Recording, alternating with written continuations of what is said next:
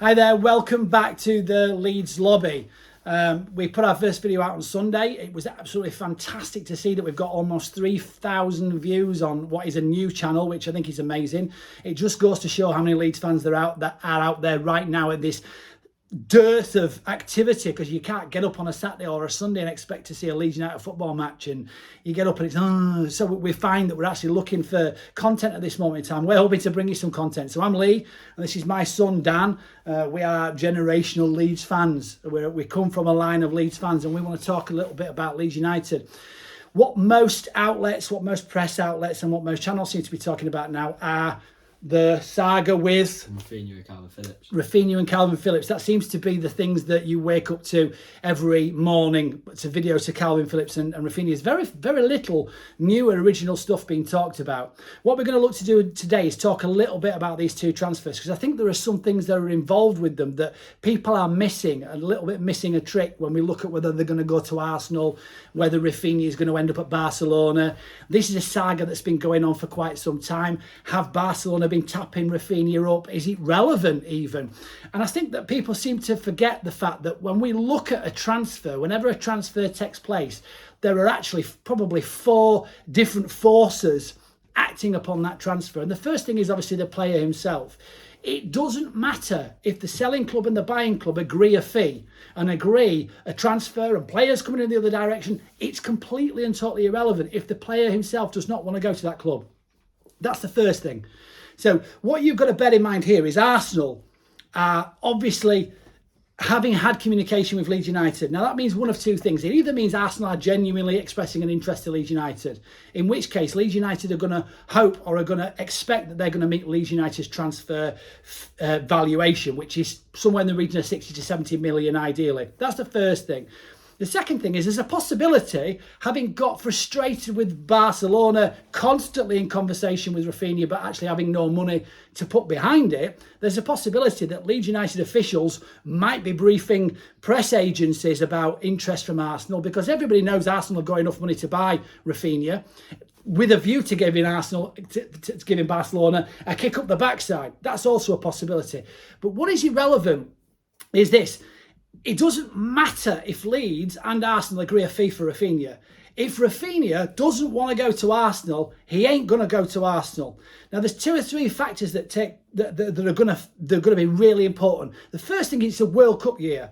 Arsenal already have accomplished right backs. Who've they got right back at Arsenal? They've got Tomiyasu, they've got Bellerin, they've got Saka. The Saka don't play right back. He can. No, right back, right wing. They've got right wing. They've got Saka. They've got Martinelli who can play there. They've got Pepe. They've got Emil Smith Rowe. They've got a plethora of people on the right wing. Are they going to move Saka onto left wing? Jesus. Yeah. If they sign Jesus, then he's another Brazilian, another right winger. He can play left wing, and Raphinha can play left wing, but it's not his ideal position. It's a World Cup year. He's going to want to make sure he's playing regular football. And this is the thing. So that's the first thing. Raphinha as a player has got to be happy that he's going to be playing at Arsenal, particularly in a World Cup year. The second thing, of course, that's important is Raphinha wants to go to Barcelona. Now, if he goes to Arsenal are going to want to tie him down to a 4-year contract, which means that he's going to be at Barcelona certainly for the next couple of years, purely on account of the fact that Barcelona are not going to be able to afford to prize him away. It's going to cost him a lot of money to prize him away from Arsenal. And if he really does want to go to Barcelona, going to Arsenal probably means that he will never end up at Barcelona until the very end of his career, which I'm sure is not something that he wants. So that's something that's going to play. Is he prepared to accept to go to a club that, again, he's not got Champions League football? It doesn't matter how much money Arsenal have got to splash around if Raphinha doesn't want to go there. Then we look at Barcelona, because the 2 selling clubs, they actually have to reach an agreement.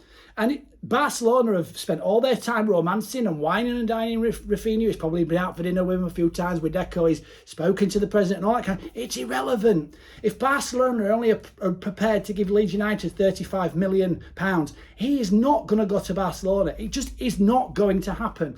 So again, we're all getting excited about this transfer and all this news coming out. But the fact of the matter is, we've got to look and we've got to say, okay, is this really going to happen? And I tell you what, at this moment in time, I find is the most likely scenario. And people are going to either agree with me or disagree with me. Come the start of the season, Raphinha is still going to be a Leeds United player. And I'm going to put that out there now as my prediction. And the reason being is twofold. First and foremost, Leeds United are not going to let their prized asset go for £5.50 in a bag of peanuts. It just ain't going to happen. Barcelona cannot afford to buy Leeds United, and Raphinha wants to go to Barcelona. He doesn't want to go to Arsenal. This doesn't work out. Our problem as a club is that we've probably got right now our eyes on 2, 3, 4 players that we would like to bring into Leeds United that we can't bring in at the minute on account of the fact that first and foremost we've got players that won't come to Leeds while Raphinha is there because they know they won't get their pick. And secondly, we've got players that we just can't afford to buy until we offload Raphinha. So this is where, almost like when you look at the housing market, houses that are very, very expensive take ages to sell. Houses that are you sort of the buy to let sort of 60, 70,000 pound houses in the north, they are houses that sell really quickly. And there's a reason for that. There's a reason that big assets, they generally sell and they unlock everything else. And this is the situation that Leeds United were in. So I actually think that Raphinha will still be at Leeds United at the start of the season. I don't think Barcelona are going to get the money to stump up. I've seen no evidence of the fact that they're going to be able to do that.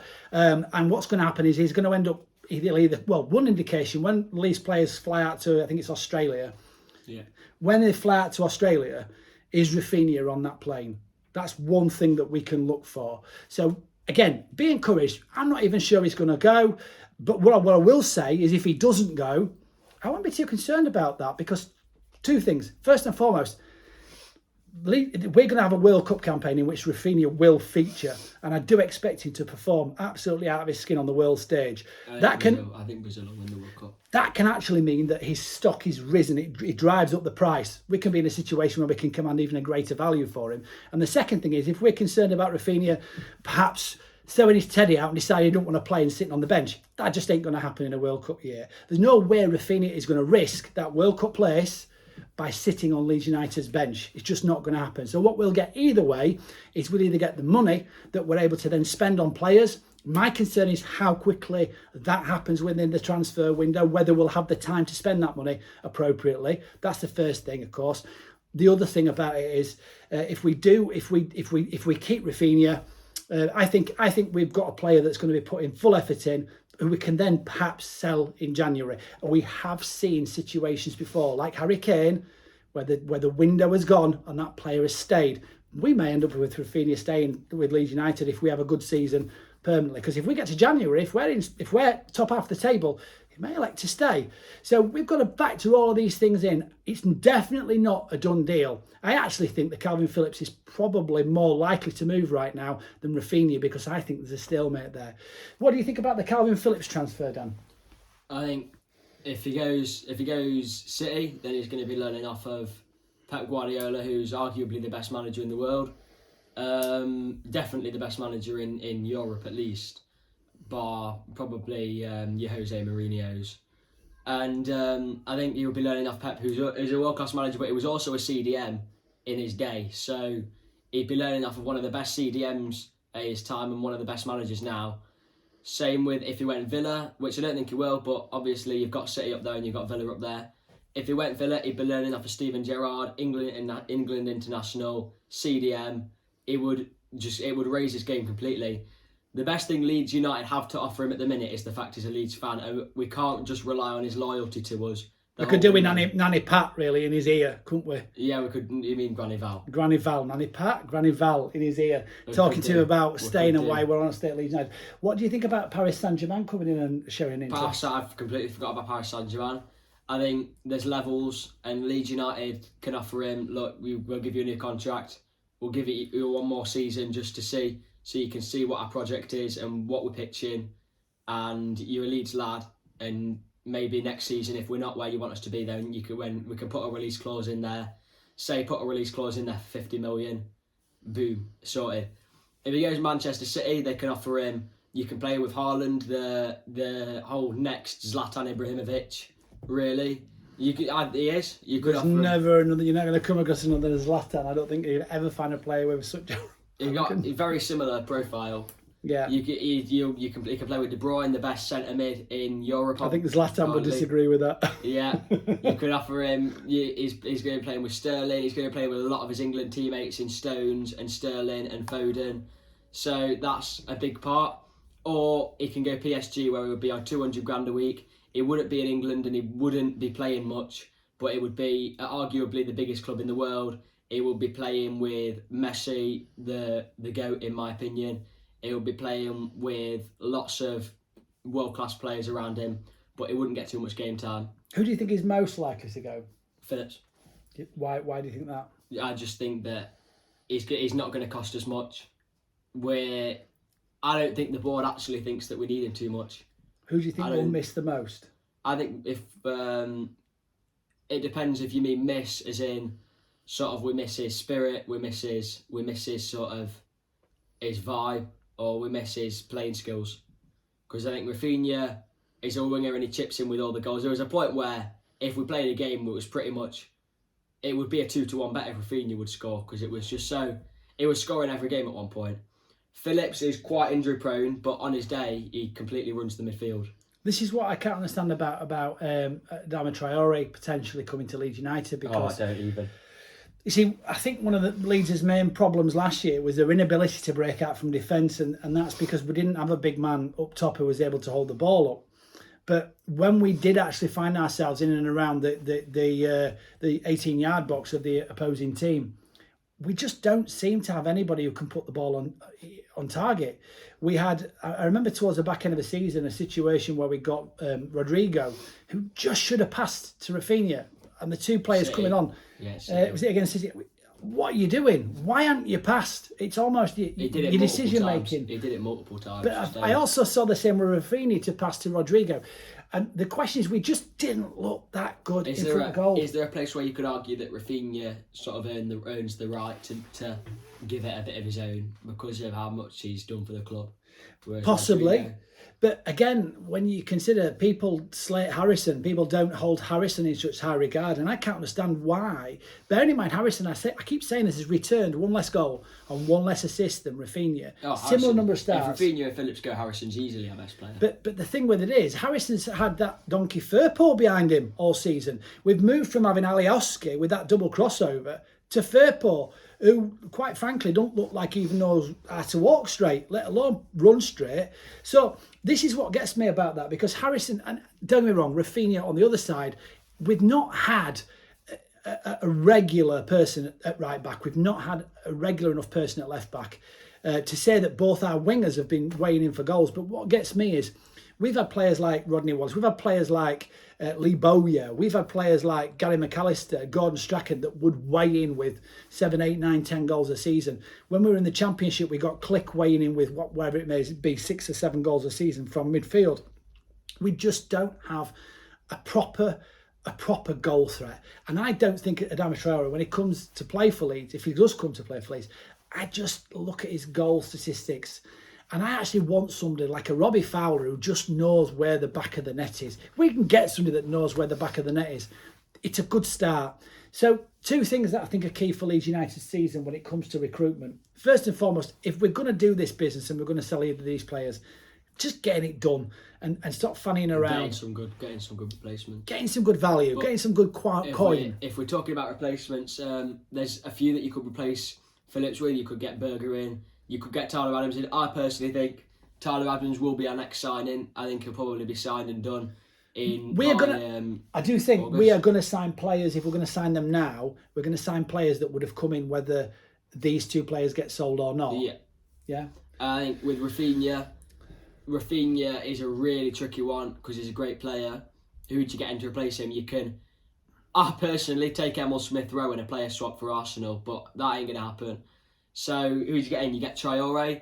He's a brilliant dribbler but can't finish. He's basically Dan James on steroids. Or you can get in Noah Lang. Noah Lang is an absolute baller. He's at the top level. There's clubs looking at him with Champions League football, but if you can't defend the things that Kiko Casilla has said on camera and said to fans, you can't. Kiko Casilla. Yeah, is, I don't know what to say. You can't. I don't know how to word it. Some of the things that Kiko Casilla has said to fans and chanted about in terms of to specific races and religions, you can't not defend that. You can't not condone that if you're gonna bring in a Noah Lang and back him with some of the stuff he's said. Yeah, is he going to be a liability? Is he going to be a liability? Is he going to damage the club? And that's always a worry. But you know, we may be in a situation where we turn our nose up at a Noah Lang, for example, on account of that, but then he ends up signing for a club and scoring goals against us. And this is the thing we've got to consider. There are any signings that we make now before Raphinha and Phillips go are signings that we would have brought in, whether they go or don't. We need all the players in for the Australia tour. But I think this big marquee signing that we may end up making that's going to wow everybody, that's only going to come after we've sold one or both of these players. So if we are going to sell them, we better get rid of them quite quickly. They better be gone quite quickly. Don't get me wrong, I don't want to see either of them go. I think we're selling the crown jewels. But I do think a club in the situation that Leeds United within needed to strengthen last January. We didn't strengthen last January. As a result, we ended up in the relegation zone. And when you end up in the relegation zone, people come hunting, people come sniffing. And we don't look like, at the end of last year, we didn't look like we would be a European challenging club this year. And unfortunately, there are players that are going to move on in that. There are players that we want to move on that we can't move on. Roberts. I've said it a million times. If we can get Brennan Johnson from Forest and a player swap for Roberts, I'm all for it. I personally think that Roberts will go out on loan to a Birmingham or a Middlesbrough. Tyler Roberts. I think he'll go out on loan to a Birmingham or a Middlesbrough and apply his trade for a bit, and then maybe we can look to move him on permanently. If we could get 500 grand for Tyler Roberts anywhere in this country, I would drive him myself. Yeah. Quite frankly. Yeah. I would drive him myself and Firpo.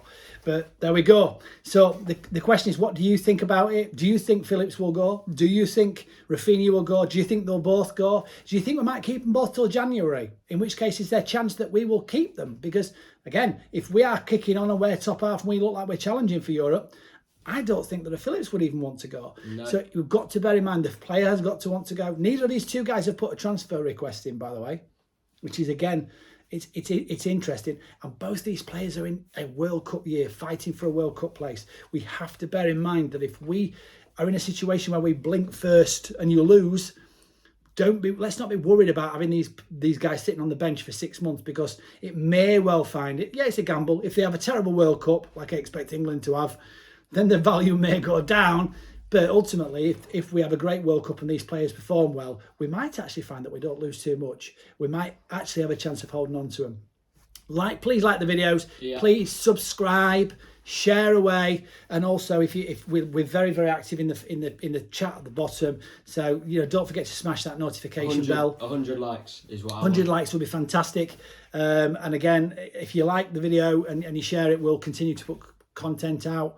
If you've got any suggestions as to what you'd like us to talk about, then also put it in the comments box below. But thanks ever so much for listening. Thanks for tuning in. See you next time.